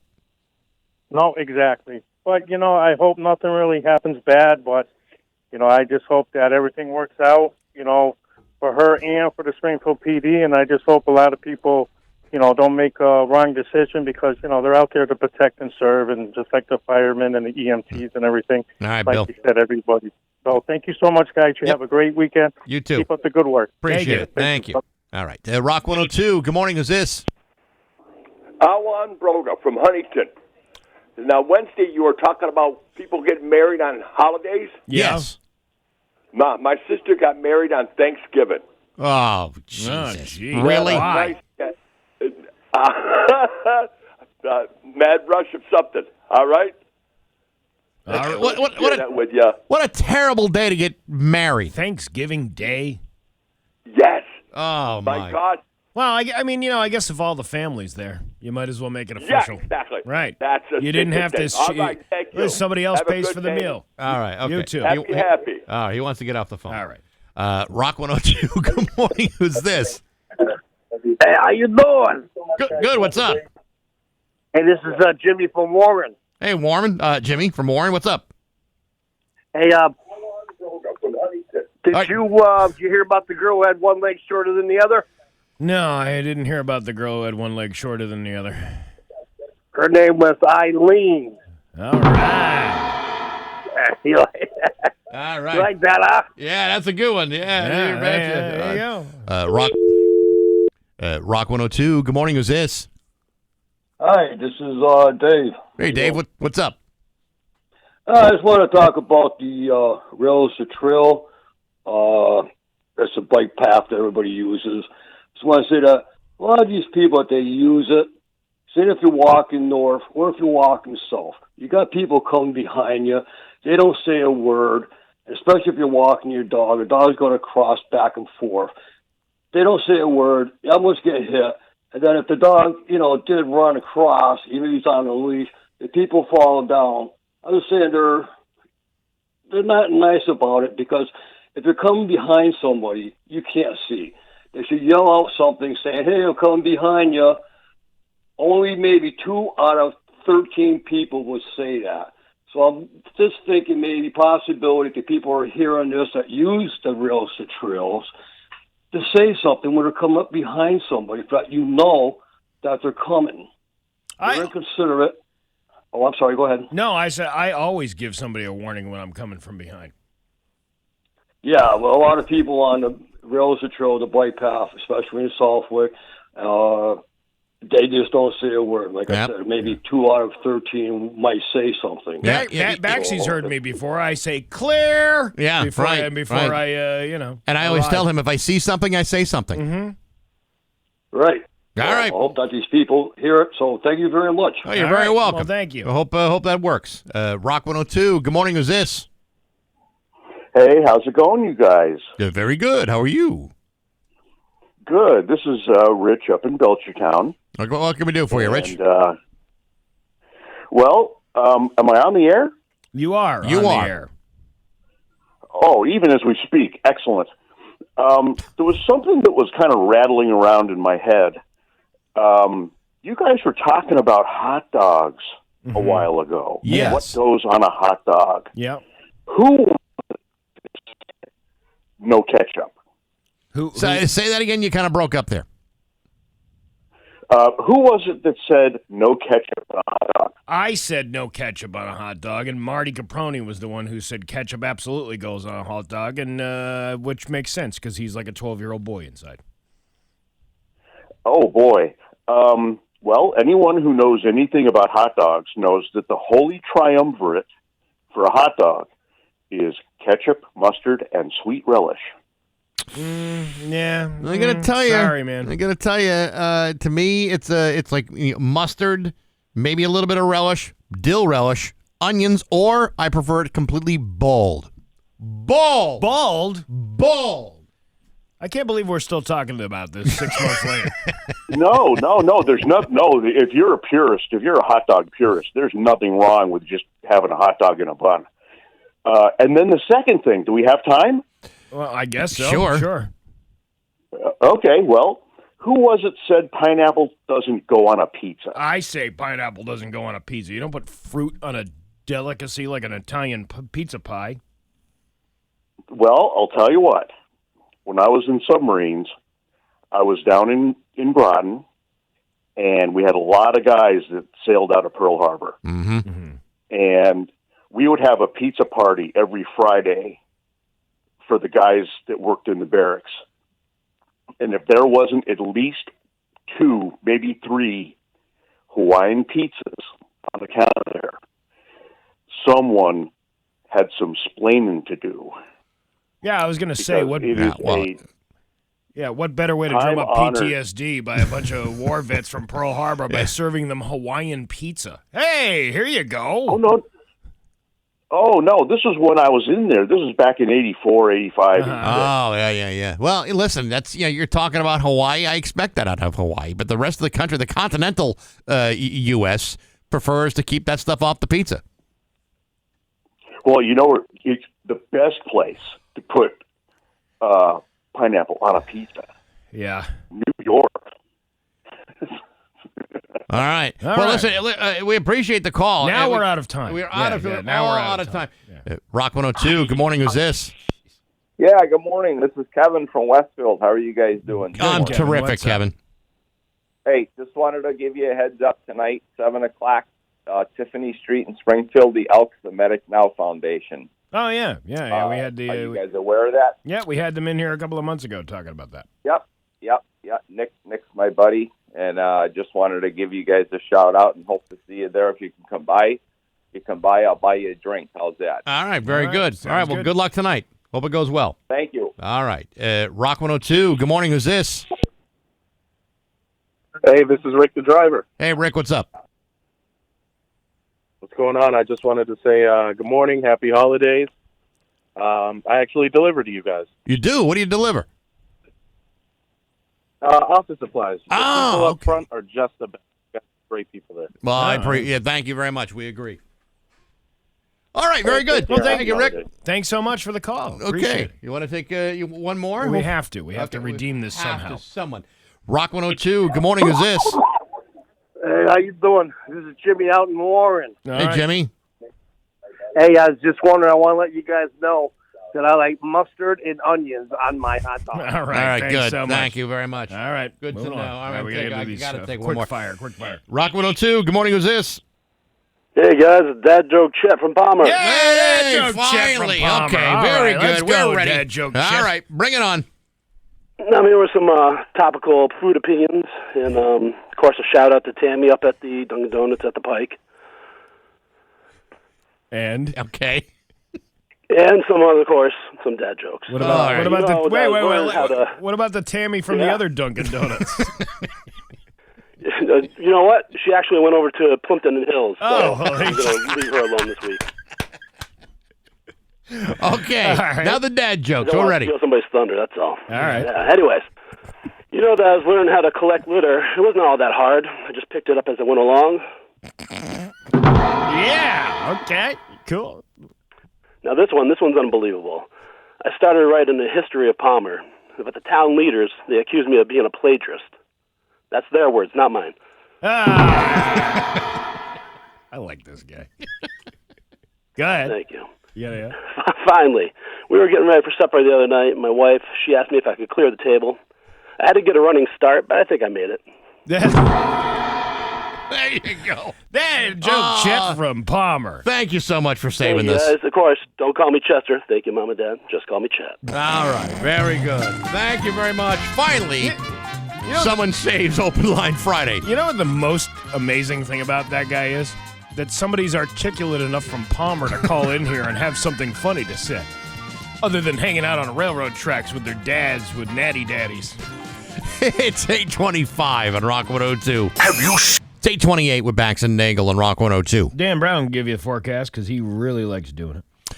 For those of you who are interested, Rock 102 is still bringing you New England Patriot football all season long. In fact, as you are quite aware, Sunday they'll be taking on Kansas City. The live pregame begins at 10 a.m. with the kickoff scheduled for 1. Bob Sochi and Scott Zolak will be bringing you all the play-by-play action. The Patriots play here on Rock 102. And we all are assuming that Taylor Swift is, in fact, going to be at Gillette Stadium. That's the only reason you want to go to the game.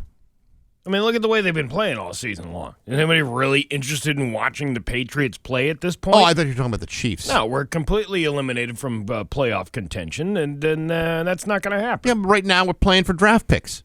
There's plenty of reasons to incentivize losing.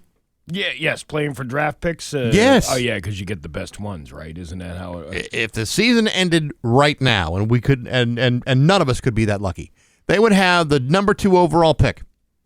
Well, you know what? It's still worth going to see Taylor Swift this Sunday. That's the only reason why I would go to that game. But I don't have tickets, so I'm not going. We got news coming up next on Rock 102. Here's 8:33 with Bax and Nagle on Rock 102. It's time for news. Here's local radio icon Steve Nagle. Thanks, Bax. Traffic alert. Roadhog. There's still a backup on the Mass Pike eastbound. Is that? Oh, I'm sorry. Hold on one second. What? We got a couple of things going on. She's got what is this? What is she? I have no idea. Why do they tap? I don't even know. Why do they tap on the glass to bother the fish when they're down here? I don't really know. She's holding something. Okay. I don't know. Should we address her? Come on in here for a second. This is Kate. This is the one who got my Secret Santa gift yesterday. Yeah. Okay. And she had to open it, and she's got something here. Thank you. Oh, is that what is that? To open. She opened the gift. This was to open the gift. You had to use the thing, and she can't talk. She's got some kind of laryngitis. Yeah. Or something Okay. like Well, that. that's all right. Well, I'm glad you enjoyed the gift. So, all right. Well, thank you. It took her 2.5 hours to open it, but that was all right. Well, that's okay. Okay. Yeah, that's good. usually how people do it. Thank you. All right. Well, thanks. That's the engineer. All right. Okay. Thank you so much. All right. There we go. Yeah, I told you this is like a college radio station. We're just hosting people that just walk down the stairs and start tapping on the glass. Yeah. But there is a traffic alert out on the eastbound. Before you do that, let's just reset the whole damn thing here. All right. Time for news. The season. Oh, this is a college radio station. This is exactly what I was just telling you. Okay. What a crap show this is. Oh, my God. How all of a sudden did this turn into you know what? It was all the jokes from Dad Joke Chet from Palmer. He was the only one on the ball today. We're distracted. We're distracted now because we're thinking about how funny they were. Okay. Anyway, there's a traffic alert on the eastbound portion of the Mass Pike between Palmer and Sturbridge. There's 3 accidents going on there. They're basically telling you to get off at Palmer and go Route 20 through Sturbridge that way. Right. All right. So now we can get to news. Would you like to do that? Sure. News would be good. Plan B Burger Bar owes its landlords more than $94,000 in back rent at the Naismith Memorial Basketball Hall of Fame. It now faces eviction, according to a lawsuit filed this week. Building owner Springfield Riverfront Development Corporation said in court papers that Plan B has failed to vacate and instead remains open. The Springfield Riverfront Development Corporation asked the court to appoint a receiver to take charge of Plan B's assets and see that the back rent is paid. You know, hollering about the front rent? Lucky to get any back rent. We're getting none of it. What? Were you going to say something? Well, I was going to say, I don't know what the deal is with the rent. I know the rent is too high. Rent is too damn high. But they also owe some taxes and may lose their liquor license. And when the Hall of Fame wants to boot you out, yeah, they don't fool around. They may give you a 6-point plan of what to do next. Well, maybe they could help them out. Hey, this is how you run your burger business here. Let's give you a couple of ideas. The lawsuit contains a list of charges dating back to August of 2022, including rent, trash removal, and common area charges. The suit filed on December 11th cites 2 previous lawsuits over unpaid bills, both from 2021. Those cases were settled. The Republican reported on a rent dispute between the restaurant and the landlord back in 2014. Plan B's attorney, John B. Kennelly, said Wednesday the lawsuit results from a dispute over common area charges at the Hall of Fame. Kennelly said the dispute will be resolved and that the other disputes were similar. We greatly respect the landlord, he said. We think they are a great landlord, except for all the rent we haven't paid. So great that they don't even need the rent money. That's how we think about this. Yes. Like, they're doing so well. They're such good landlords. They're like, what do they need this rent money for? Tell you what, It's only $94,000. We'll pay that to you when we're good, damn good and ready. Now, this story came out the other day, and Plan B was scheduled to open on Wednesday afternoon. Business is good, Kennelly said. We've been up in there in that market for a while now. We've enjoyed being part of the Hall of Fame. The pandemic was hard on the entire industry. We've really seen our customer base return. We've been very happy with the city of Springfield. An official with the Springfield Riverfront Development Corporation referred questions about the lawsuit to the property's law firm, attorney Talia Williams, the firm of Doherty, Wallace, Pillsbury, and Murphy. Oh, that's with the doughboy there. No, that's actually a very good law firm. Declined to comment on pending litigation. Yes, but when you hired them, do they go, hee-hee?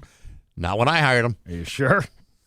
The landlord is not only Plan B's concern, or is not Plan B's only concern.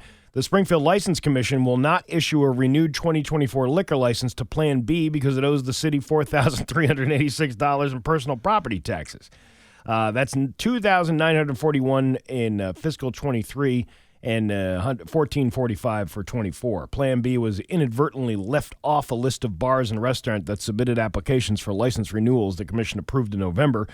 Signatories said City Hall staff noticed their own error, and the commission planned to vote Wednesday night to approve the renewal, but the license won't be issued unless Plan B pays the taxes. What happened to Plan C? Well, I don't know if Plan B has a Plan B. I just know that if business is good, you might want to think about paying your taxes. Well, that usually helps you stay open. Now, do they? And I don't know this. Without the liquor license, that's kind of a tough thing to fight. But is it possible to have squatters' right as a tenant as a restaurant? Well, in I a guess commercial situation. If you're using common areas that don't belong to you, but you've been using it the entire time you were there, yeah, sure, why not? Yeah, I know this dumpster area was meant for the ice cream place, but I think you need a little more space for the trash. What common area are they talking about? The door that leads inside to the hall? Well, common areas can mean anything. Outside of it. It could be both. It could be inside or outside. It sounds like with the dumpster thing, it's more of an outside thing of who's sharing what. Who needs the dumpster? You're right next to the Connecticut River. Everyone's dumping stuff in there right now. Yeah, there's loads and loads of people's stuff that are in there. I'll tell you what, it's healthier than raw sewage. While some students are gearing up for finals, several student groups at Smith College are rallying together for a die-in at the Smith's Campus Center Cafe to call for the institution's divestment from companies that manufacture weapons used in the Israel-Hamas war. Smith College is investing in 5 weapons manufacturing companies, according to Smith Jr. Sophia Hayden Kahn. One L3 Harris is just down the street. We have been repeatedly met with the administration's failure to cooperate with us and listen to our demands, and we feel like this die-in is necessary at this point to really communicate that we want this divestment to happen, and we will work and go to whatever means necessary for that to happen, said Elena Bayer, a Smith sophomore and member of Smith Students for Justice in Palestine. Led by Smith Students for Justice in Palestine and Smith Student Power Coalition, the die-in was expected to begin at 7 p.m. last night, and some students plan to stay after closing at midnight, risking disciplinary and legal action, according to Bayer. Hayden Kahn said the student groups have communicated with the administration about the die-in, and they were told that it was deemed trespassing to stay past midnight in the cafe. Steve, if I may quote from the great Captain James T. Kirk. Yeah. Kahn! The die-in comes almost 2 months after 56 University of Massachusetts Amherst students and 1 professor were arrested for trespassing after vowing to not leave an administrative building until the university met its demands, that the university cut any ties with companies that manufacture weapons like Raytheon, and to, quote, condemn the Israeli massacre of Palestinians and condemn the blockade on Gaza. Listen, I understand, you got some issues with the way your money is being used to not only fund your tuition, but funding companies that you find to be, funding a war that you're against.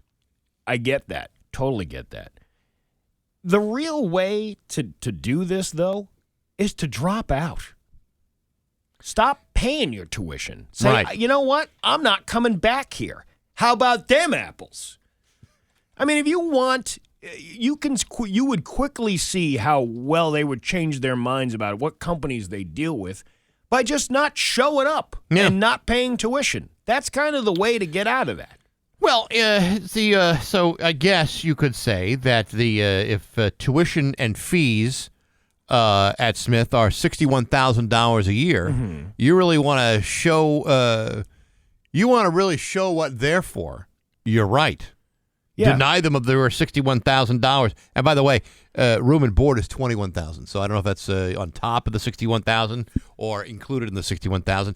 Either way, it's an expensive school to attend. And if you really want to show that you mean business, drop out and go to some other school. Yeah, that's what I'm saying. I don't understand why these kids think that just because you're sitting in the cafeteria, all that's going to do is to have them call the police and student security on you to tell you to get the hell out of the cafe. You know, when I was a college student, Steve, I was involved in a demonstration, mostly because all my friends were drinking in the demonstration, and I didn't want to be left out. Had a big run of FOMO on that day. Anyway, we were storming the administrative buildings to demand that Marquette University divest from South American companies who were funding the South African companies who were supporting apartheid. Right. And perfectly good cause. And you would think that after storming the administrative building, demanding see the Jesuit in charge, that there would have been changes. What we learned that day is they don't care. They don't care at all. They don't care. No. See, they're investing in those companies because those investments make money. That's what they care about. They don't care. Right. And like I'm saying, cut them off financially. If you really want to screw the pooch at Smith College, stop going. I mean, like, hey, I'm not going to give you any more of my money if you're going to invest in this thing. And if you have enough of a majority of students, they'll listen. That's it. All right, that's my TED Talk for today. No, it's a good TED Talk, Steve, because it makes sense. That's how you get things done, by not participating. I'm a huge proponent of free speech, and whether I agree with you or not, I allow you to say whatever you'd like to say. But again, this is a message from the Steve Nagle College of Knowledge. You really want to stick it to somebody, just cut them off. That's kind of the way it works. That's absolutely true. And, hanging out in the dining hall until after midnight isn't going to get the administration to stop doing what they're doing. But cutting them off financially absolutely will. Ah, yes. The total cost of attendance at Smith College is, in fact, $82,000 a year. There you go. That's a perfect. You want to hurt them. You want to get them right where it counts. That's what you do. Transfer to a community college. Well, that would be out of your safe space to not have a place to go at all. Yeah, but if you're smart enough to get into Smith College, and it's a very competitive school, you could probably get anywhere. Yeah, that's true. Hey, I was going to Smith, but they were investing in these companies. Now, what about you, DeVry Institute? What have you got your hands into? Because if you say that you're dealing with a weapons company, I ain't coming here at all, no matter what Sally Struthers said. I find it hard to imagine there's someone who is going to knowingly drop out of Smith College to go to DeVry Institute. I find that you don't know. I know it just seems implausible to me. Well, yeah, but all your credits transfer over when you do that. I don't know if they do. Actually, you'll actually graduate at the top of the class, and you don't even have to go to classes. Hey, give us your $600 a semester, and we'll take care of you. Your Pioneer Valley forecast today going to be sunny with a high of 51. Tomorrow, sunny with a high of 48. It's 32 right now in downtown Springfield. I'm Steve Nagle, and that's the news on Rock 102. Oh, yeah. Oh, God. How long does this go on for? 4 seconds. Rock 102, Springfield's classic rock. It's 8:55, and Pearl Jam with Bax and Nagle and Rock 102. Yep, sunny today with a high of 51. Tomorrow, sunny with a high of 48. It's 32 right now in downtown Springfield. Steve, it is a Shop Friday today, because today is Friday, and this morning at 9, If you go to rock102.com, you can save 30% off to Peter Haven's restaurant in Brattleboro. Okay. Now, just looking at their menu, oh Lord, that looks awful good. And it's less than an hour away. You can use their gift certificates for the Oyster Bar right next door. Fine dining in downtown Brattleboro. It starts at 9 o'clock this morning in the Shop 30 store at rock102.com. Do not miss out on that. Yeah, 30% off of stuff you were going to buy anyway. Oyster Bar, Steve. Oyster Bar. I love oysters. Me too. Yeah. You and I, man, when we have got raw mollusks in front of us, you and I cause damage. Yeah, like when we did those sheriff's picnics years ago. Down in Cherry Stones, like there were Tic Tacs. Yeah, now they got sausage sandwiches, which they're pretty good. But they're good, not but it's the like same. I much prefer a bunch of Cherry Stones. You know, all these year-end lists that Spotify does it. Obviously, Pornhub does it. We did that earlier this morning. We should do like stats for our show. How many times did we say I got a buddy this year? Things like that. Do we actually have to come up with the real number? Because we'd have to review a bunch of shows. We could just guesstimate. Okay, well, we could maybe do that. For next week. But I'm reading this story about the Guinness World Records this year. Yeah. The 10 oddest Guinness World Records of 2023. Now, Guinness keeps a database of more than 40,000 records, but someone took the time, we should probably get them to go through our shows. Someone took the time to put together the 10 oddest ones. And here's one. Most skips by a cat in 1 minute. Like a jump rope. That's an actual record? Yeah, the record is 9. Wow. Which is the very number of lives that cat has left. Which is weird. Or have they gone through 8 and have 1 left to go? The loudest burp. The record is 107.3 decibels. You want to turn this on? I can play that for you. Okay. Right. Oh, wait. There's something going on here. All right, okay. All right. Okay. Forget it. Just Oh, turn come it on. I want to hear the burp. All right, here we go. Okay, hold on a second. Just light it first, and then it will pick up after midnight. Whatever. It's not working because there's something running in the background. Something else going on. Something else running in the background. Well, all right. Ready now? All right, now I'm here ready. we go. Yeah.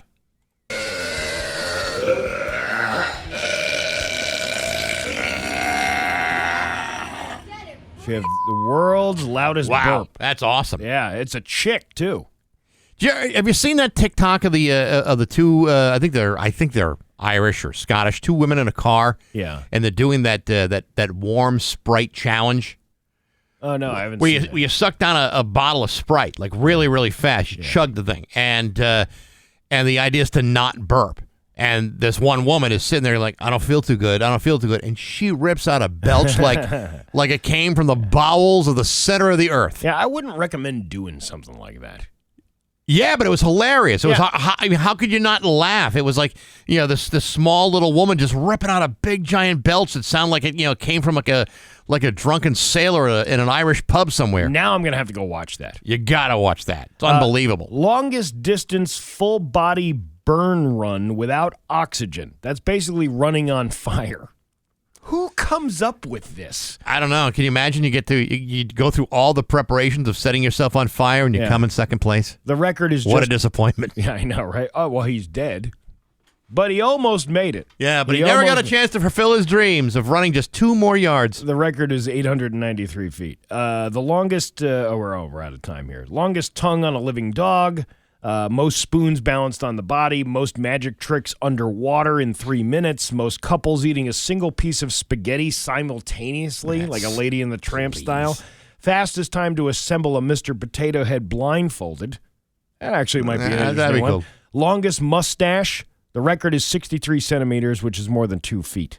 Fastest 5 meters on a scooter by a parrot.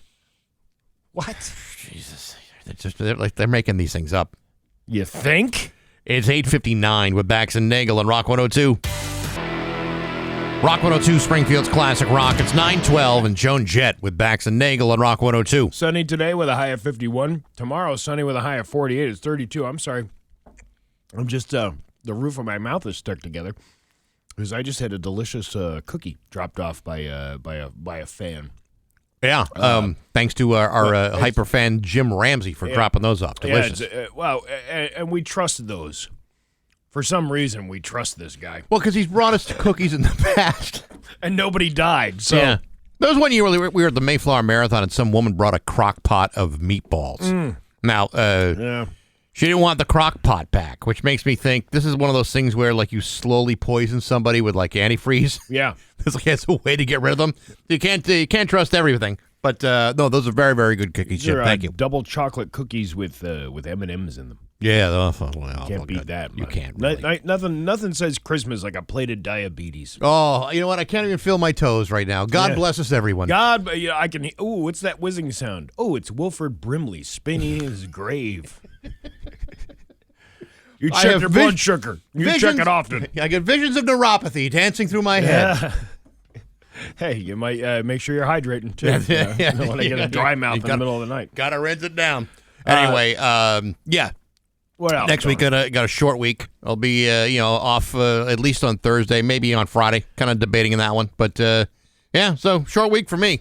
Short week for you. If you're looking for something to watch, while you're at work today, you can go on my Facebook page or my Instagram page and see the awful gift wrapping that I sent to. I could not make it to the holiday party. Yeah. Because you know what? This is how it works. I pray to God all the time. I say, God, please get me out of this holiday Christmas party. And sometimes God doesn't answer you right away. Yeah, I know. But this year he did because Rick's place had something going on over at Westfield State. And I was like, God has answered my prayers. I do not have to go to this thing. But I still committed to a gift. So I gave the gift to Kate upstairs. Had it delivered to the party by one of our other employees. Right. And then there's a time-lapse video of her trying to open a bottle of Tequila Rose. Now, even though that time-lapse video seems like about, a minute and a half long, maybe? Yeah. Slowed down to real time. It's almost 20 minutes. So it's a long, long period of time before she was finally able to rip open that package. I asked Erin upstairs, who was so gracious enough to take the video.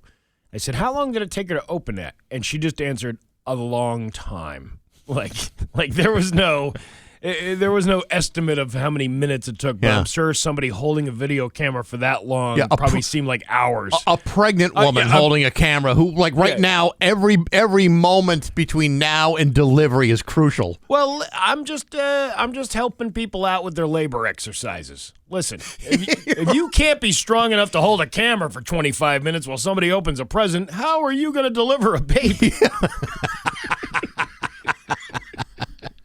It's 9:15 at Rock 102.